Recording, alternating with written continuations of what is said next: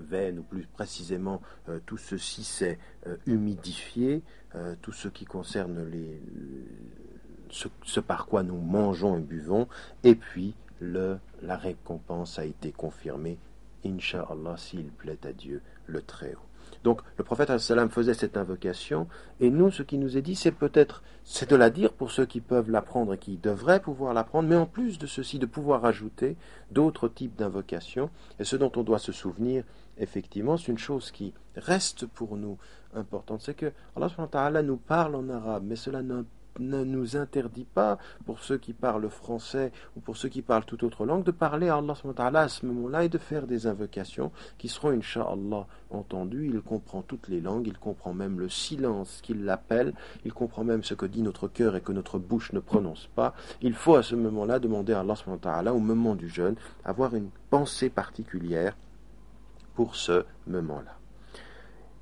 Ça, c'est un élément important. L'autre élément, donc, suhour, avant de jeûner, accélérer le moment de la rupture, faire les invocations, et on ajoutera également qu'il faut cesser de faire tout ce qui contredit d'une certaine façon le jeûne. Et là, de ce point de vue-là, c'est très important de faire en sorte de se souvenir que on doit avoir un comportement qui est en particulier un comportement maîtrisé pendant ce mois-là. Et donc, ce sera d'arrêter tout ce qui concerne et tout ce qui est à l'encontre du jeûne. Le prophète avait dit Laïsa siyamu min al-akli wa sharb. Le jeûne n'est pas simplement le repas et le fait de manger. Innama siyamu min al-lagwi wa rafath. C'est-à-dire que le jeûne est également la préservation, le fait de s'arrêter, de dire des choses futiles et de dire des moqueries ou des futilités graves de ce point de vue-là. Fa in sabaka ahadun, si quelqu'un t'insulte, si quelqu'un a un comportement avec toi qui est un comportement négatif, c'est-à-dire t'ignore ou t'agresse d'une certaine façon, faqul inni sa'imun, inni sa'imun. Dis de ce point de vue-là que tu es effectivement en état de jeûne. Donc le prophète sallam nous dit ceci, ce hadith très très important: le jeûne n'est pas uniquement dans le fait de manger, dans le fait de boire, il est dans le fait d'éviter les futilités, les propos malvenus et malveillants. Et si quelqu'un t'agresse ou si quelqu'un a avec toi un comportement qui est négatif de ce point de vue-là, eh bien réponds, dis-lui inni sa'imun, je jeûne, je suis de ceux qui jeûnent. Et donc de ce point de vue-là, c'est quelque chose qui est pour nous très très important, de comprendre que tout le jeûne est lié à un comportement spécifique, c'est-à-dire à un comportement où on maîtrise sa langue, où si quelqu'un t'agresse, tu ne lui réponds pas par l'agression, tu lui réponds tout ce qu'il faut de ce point de vue-là, montrer, manifester, témoigner. Le jeûne change l'être, et quand l'être change, sa façon de se comporter doit changer en langue, en action, en attitude générale par rapport à l'ensemble des êtres humains qui sont autour de nous. On retiendra également que le prophète disait et insistait beaucoup pendant ce mois sur l'utilisation du siwak, c'est-à-dire le fait de se laver les dents. Alors donc ça aussi, c'est un mois où on fera très attention à avoir une hygiène finalement, parce que c'est ça que cela veut dire, une hygiène. Et donc on retiendra pour nous le fait de se nettoyer les dents. Alors pour ceux qui n'ont pas de siwak et pour ceux qui ne s'en sont pas procurés, on gardera l'idée de se laver les dents le matin après avoir mangé, au moment de la prière, en se préparant à la prière, de se laver les dents, d'avoir une hygiène de vie. Donc on ajoutera en plus, vous voyez, le comportement que l'on a par rapport à son environnement qui doit changer et l'hygiène qui doit se confirmer d'un point de vue personnel. Vient également des choses qui sont alors là du type de la spiritualité. Shahru Ramadan, on l'a dit, c'est le mois du Coran. Et donc, là, il faut, de ce point de vue-là, lire en permanence le Coran. Alors, ce qui est une bonne chose, c'est d'essayer, en tout cas, de le lire une fois.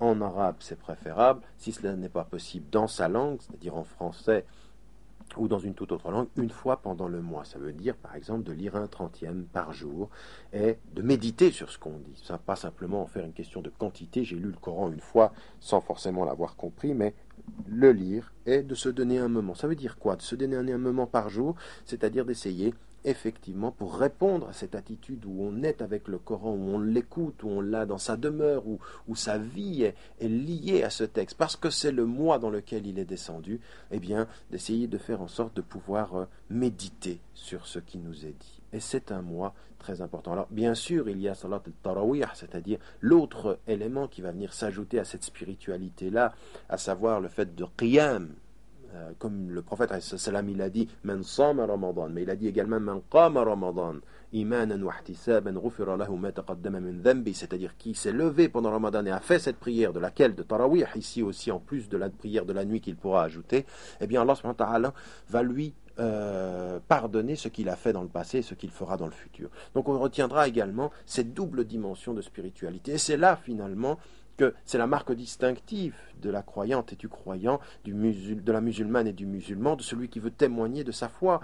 Il ne se prive pas simplement de manger et de boire, mais il approfondit sa vie spirituelle avec le Coran et avec la prière. Et ça, c'est important. Pourquoi?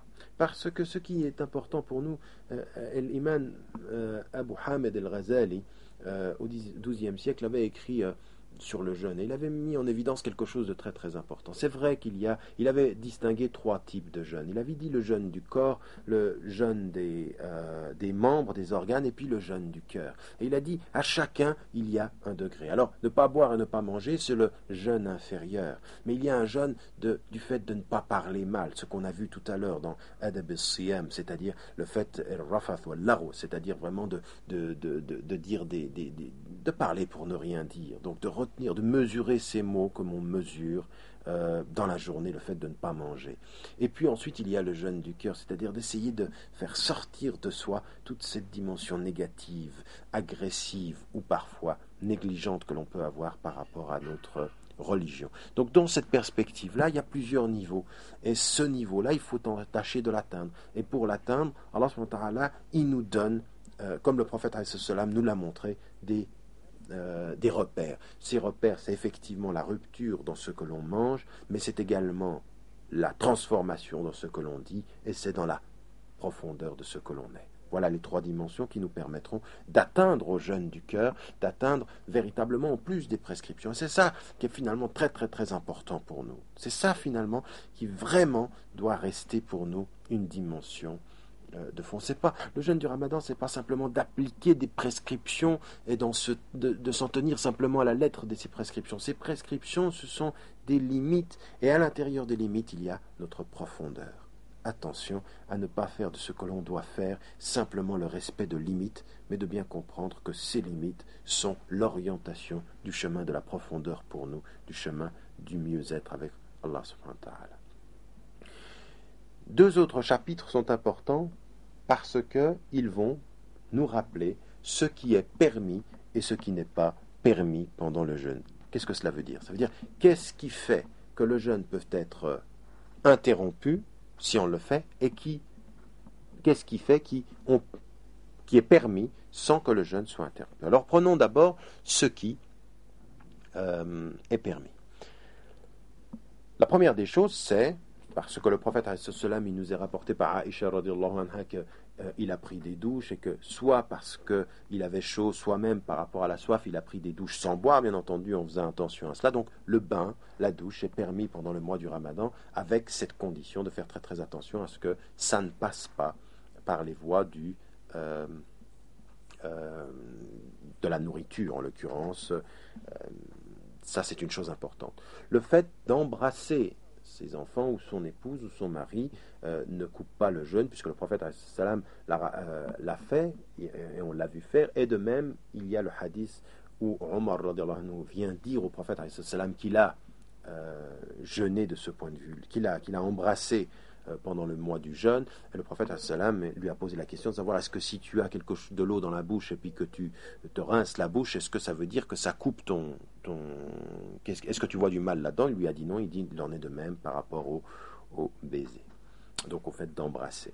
La piqûre, alors la piqûre, quand il s'agit d'une piqûre qui n'est pas une piqûre de nourriture, du glucose, ou quand c'est une piqûre simplement un médicament, de ce point de vue-là, ça ne coupe pas le jeûne. Seul l'imam Shafi'i, lui, il voit quelque chose qui coupe le jeûne parce que c'est quelque chose qui pénètre dans le corps. Alors que les autres savants retiennent, pour ce qui coupe le jeûne, deux choses. Quand il s'agit de nourriture ou quand cela passe par les deux voies, ou la voie en fait qui amène à l'estomac, que ce soit par le nez ou par la bouche, bien entendu. Là, il voit quelque chose qui pourrait perturber ou annuler le jeûne. Mais par ailleurs, quand il s'agit d'une piqûre, eh bien, ça ne coupe pas le jeûne. Donc, de ce point de vue-là, une piqûre qui est un médicament ne le met pas à mal. Troisième, quatrième, cinquième chose maintenant, c'est le fait, par exemple, de se rincer ou d'aspirer la bouche. Pourquoi le prophète ﷺ avait mis en évidence et avait dit de renifler pendant que l'on faisait les ablutions, et il avait ajouté, si vous reniflez, donc faites-le abondamment, sauf si vous jeûnez. Et à partir de ce hadith du prophète ﷺ, qu'est-ce que l'on retient? On le retient donc qu'il est possible de le faire pendant le jeûne, mais avec la condition d'être très très prudent pour que ça ne passe pas jusqu'à l'estomac. Donc on peut le mandement, c'est-à-dire mettre de l'eau dans sa bouche et rejeter cette eau, faire attention à renifler avec le nez quand on fait les ablutions sans le faire de façon trop importante, pour se prémunir de quelque chose qui pourrait aller dans l'estomac. Donc c'est une chose qui est possible, et cette chose qui est possible est permise, bien entendu, pendant le mois du jeûne, tel qu'il est rapporté ici par le prophète alayhi wassalam.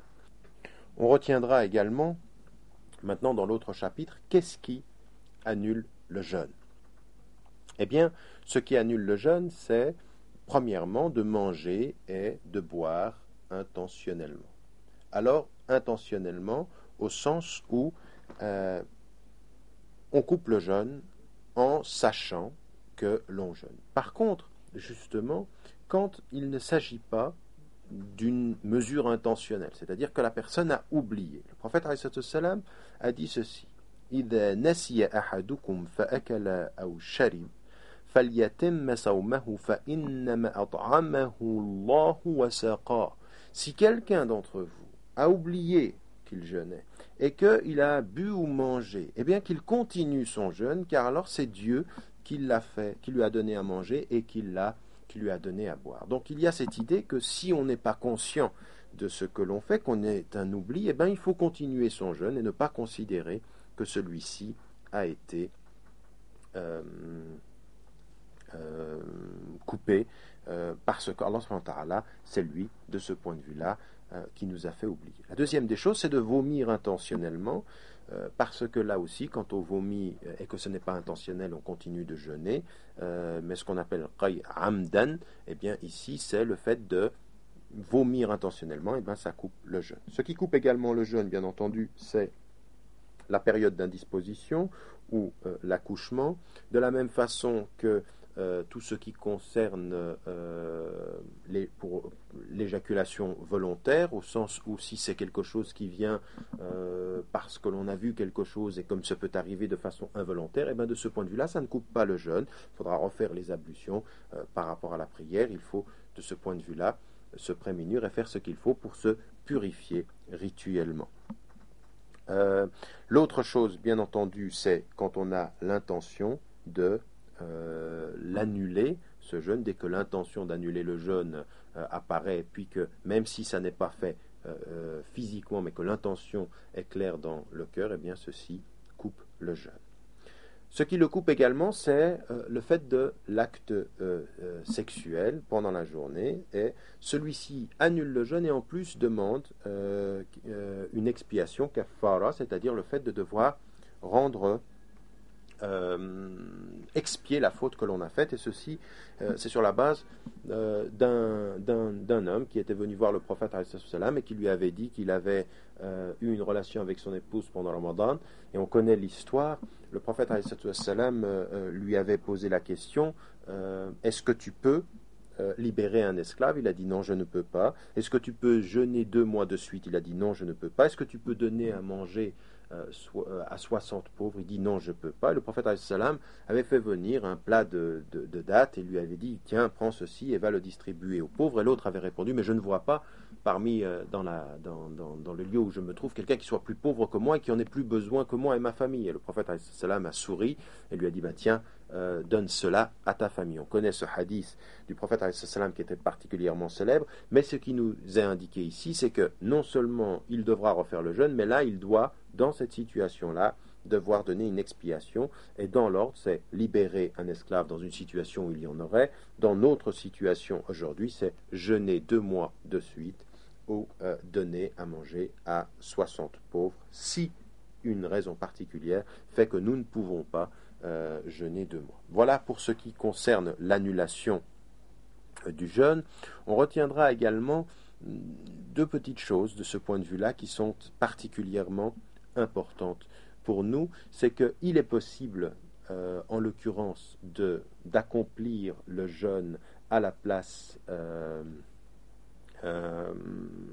la personne qui est décédée, sur la base du hadith du prophète qui a dit celui qui meurt et qui a des jours de jeûne à rattraper, ben celui qui est son garant, eh bien, ça peut être son fils, ça peut être quelqu'un de sa famille, peut jeûner pour lui ce qu'il y a de ce point de vue-là à rattraper. Donc certains ont dit qu'ils peuvent donner de la nourriture aux pauvres, mais il est bon pour ceux qui ont un parent qui est décédé en ayant des jours de jeûne à rattraper, de pouvoir les jeûner. On aura une attention particulière pendant ce mois du jeûne sur effectivement Laylatul Qadr, c'est-à-dire cette nuit qui est dans les chiffres impairs dans les 10 derniers jours du mois de Ramadan, et donc le 21, le 23, le 25 ou le 27, et dont la majorité des savants retiennent le 27, donc la nuit du 26e jour, qui est la 27e nuit. Et de ce point de vue-là, puisque c'est comme ça que l'on compte en islam, eh bien ici, il faut particulièrement faire attention à jeûner, à faire des doigts, à rester éveillé, à être avec Allah subhanahu wa ta'ala en essayant dans cette nuit d'être avec cette nuit particulière où les anges descendent au ciel le plus bas, où nos invocations sont entendues. Et donc le prophète avait dit Man qama laylatal qadri imanan wa ihtisaban ghufira lahu ma taqaddama min dhanbihi. De nouveau la même formule en disant celui qui se lève pour prier pendant laylatal qadr, tous ses péchés disparaissent et sont effacés. Et on sait Laylatul Qadri khayrun min alfi shahr, cette nuit-là est meilleure que 1000 mois, et donc elle demande une attention particulière dans ces 10 derniers jours, en particulier les chiffres impairs, mais l'on sait également que le prophète sallam pratiquait pendant les 10 derniers jours du Ramadan l'i'tikaf, c'est-à-dire se mettre dans une mosquée, s'isoler et avoir une pratique particulière plus importante pendant les 10 derniers jours du mois de Ramadan.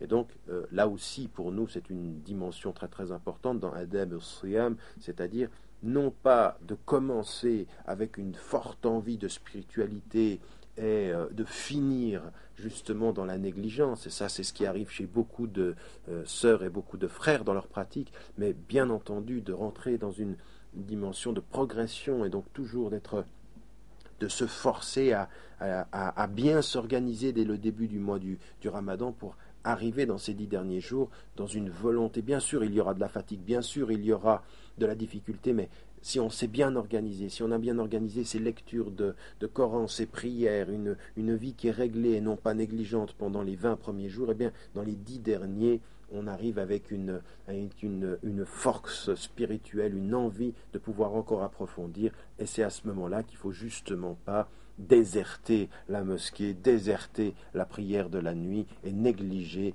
ce qui nous est demandé en lecture du Coran parce qu'on est trop fatigué. C'est au contraire une attitude de progression qui doit nous amener dans les 10 derniers jours à augmenter notre exercice de spiritualité, et ça véritablement il faut mettre en évidence que elle est très très très importante, cette dernière période de Ramadan. Il faut vraiment encore davantage que tout ce que nous avons dit faire attention à cette spiritualité.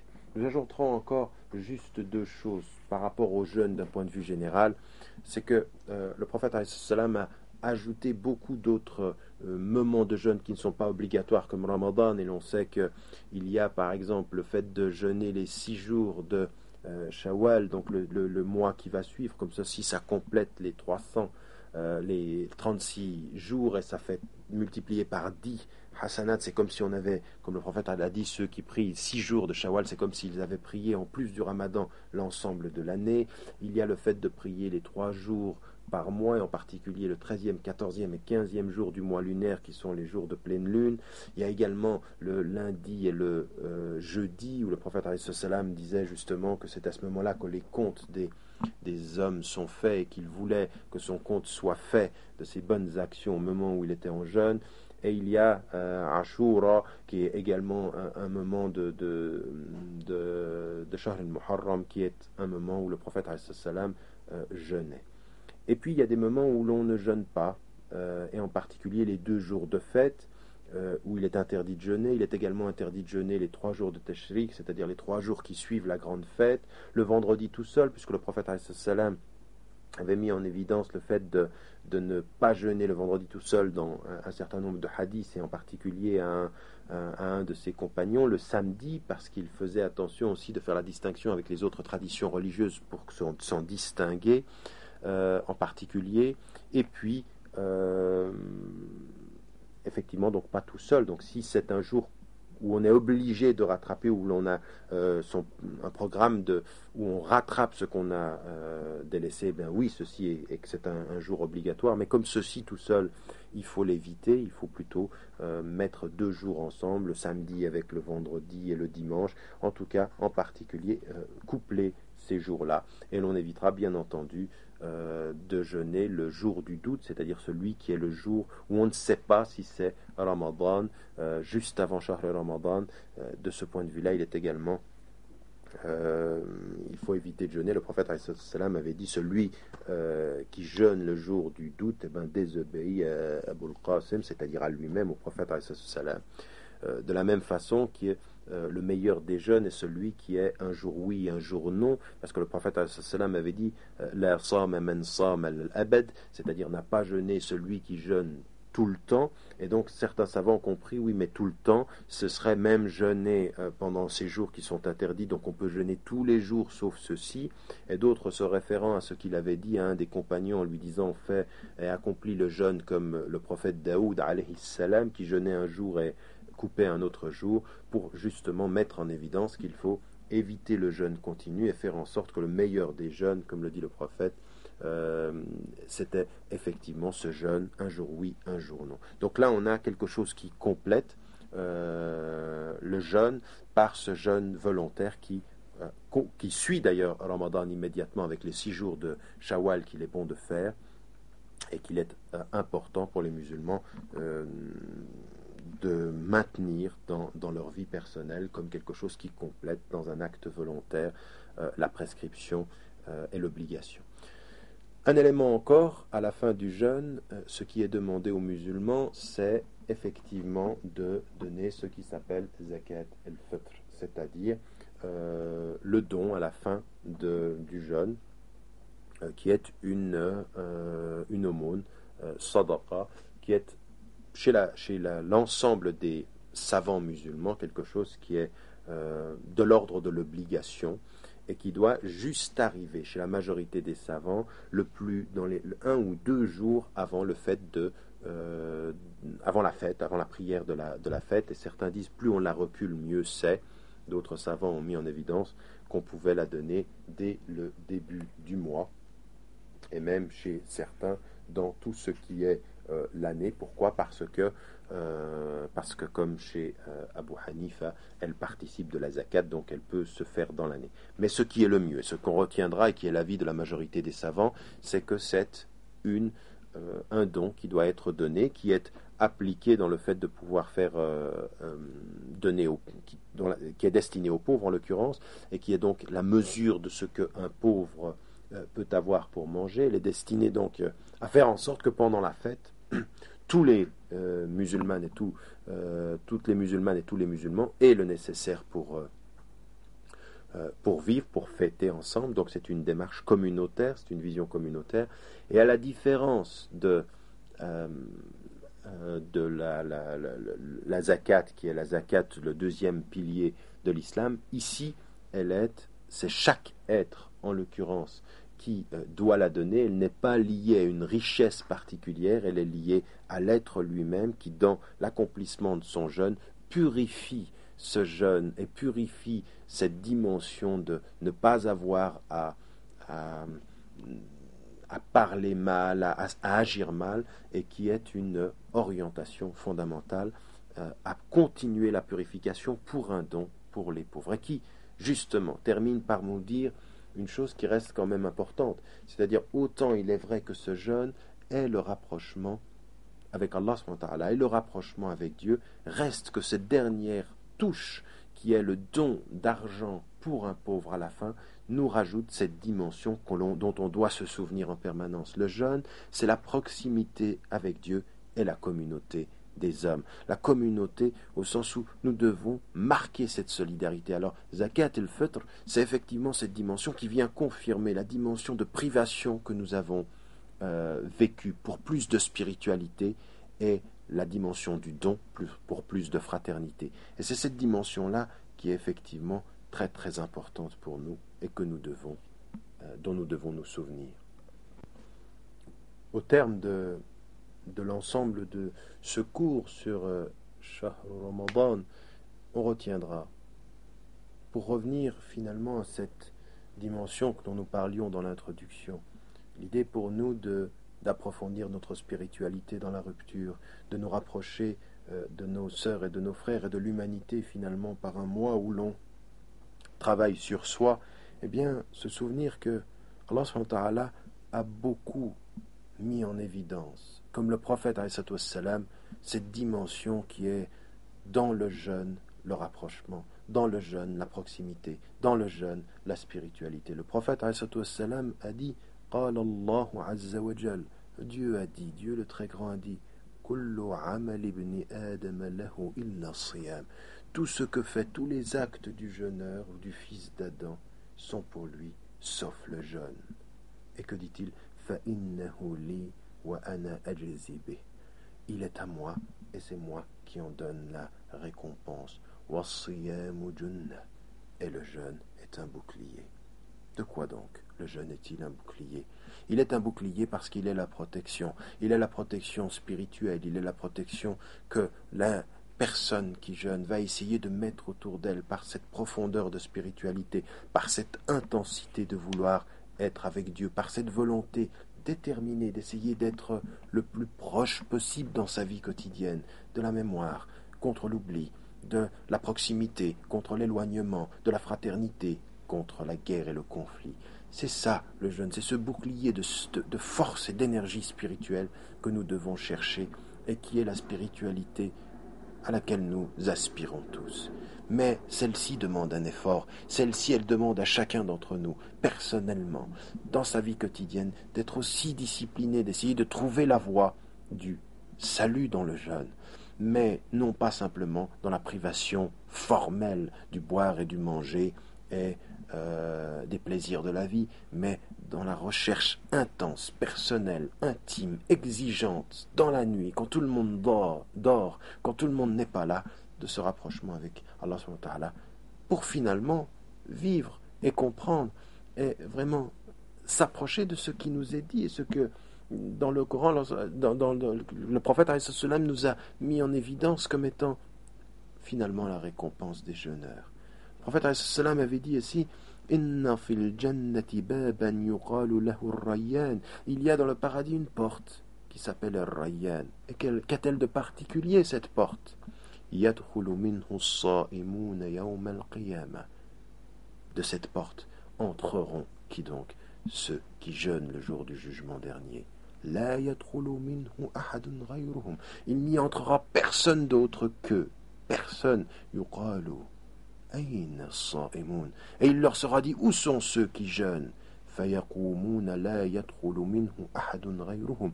Et ils se lèveront et il n'y entrera dans cette porte personne d'autre qu'eux. فإذا دخلوا أغلق فلم يدخل منه أحد. Et quand ils y seront tous entrés, cette porte sera fermée, il n'y entrera plus personne d'autre. Et nous demandons à Allah subhanahu wa ta'ala qu'il fasse que nous soyons de ceux qui entreront par cette porte. Mais qui entrera par cette porte? Et que devons-nous comprendre? Non pas simplement ceux dont on ne retiendra de leur jeûne que le fait de ne pas boire et de ne pas manger. Comme le prophète l'avait dit, il y en a parmi ceux qui jeûnent dont on ne retiendra que le fait de ne pas boire et de manger. Ce sera leur seule récompense, et de s'être privés, parce qu'ils se privent dans leur corps et sont négligents dans leur cœur. Et que ceux dont on parle ici, ce sont ceux qui se privent dans leur corps pour approfondir la spiritualité de leur cœur. Nous demandons à Allah subhanahu wa ta'ala d'être de ceux-ci, d'être de ceux qui effectivement dans leur jeûne, dans leur façon d'être exigeants pendant ce moment-là, de se rapprocher du Coran, de se rapprocher de la prière, et surtout, comme le prophète il était dit de lui qu'il était très généreux tout le temps, mais qu'il ne fut jamais autant généreux que pendant ce mois, que nous soyons généreux dans notre attention à l'égard de nos frères et de nos sœurs et de l'humanité, généreux à l'égard de notre acte d'adoration quotidien, généreux dans notre écoute, généreux dans notre présence. C'est ceci, je crois, qui même dans notre situation en Europe où certains ont tellement l'impression qu'il est plus difficile de jeûner parce que nous sommes loin d'une atmosphère où tout le monde jeûne, où il y a l'appel à la prière, où l'on sent que le monde change. Eh bien, je crois que nous devons prendre sur nous, en particulier en Europe, cette dimension intime du jeûne, pour faire en sorte que nous en témoignions devant les êtres humains, que nous devenions vraiment la communauté du témoignage qui se prive pour être et qui veut être devant l'être, le créateur des cieux et de la terre. Rabbus samawati wal ard, le Dieu, le Seigneur des cieux et de la terre. Vraiment, ceci est notre responsabilité. Le jeûne, le mois du Ramadan, ne doit pas être le mois de l'enfermement par rapport à la société. Il doit être le moment de l'intimité de notre foi pour le rayonnement dans la société. En d'autres termes, faire exactement le contraire de ce que certains font. Ils s'enferment en apparence et se négligent dans l'intimité, alors que nous devrions nous enfermer au sens d'approfondir notre spiritualité pour rayonner en société. C'est le grand message finalement de ce mois de jeûne, pour que nous soyons témoins devant les gens de ce que Allah subhanahu wa ta'ala nous a donné comme étant une lumière. Jeûner pour se rapprocher, jeûner pour témoigner, jeûner pour être au-delà de tout ce que nous avons, pour être devant l'être. Wa jazakumullahu kulla khair. Wassalamu alaikum wa rahmatullahi wa barakatuh.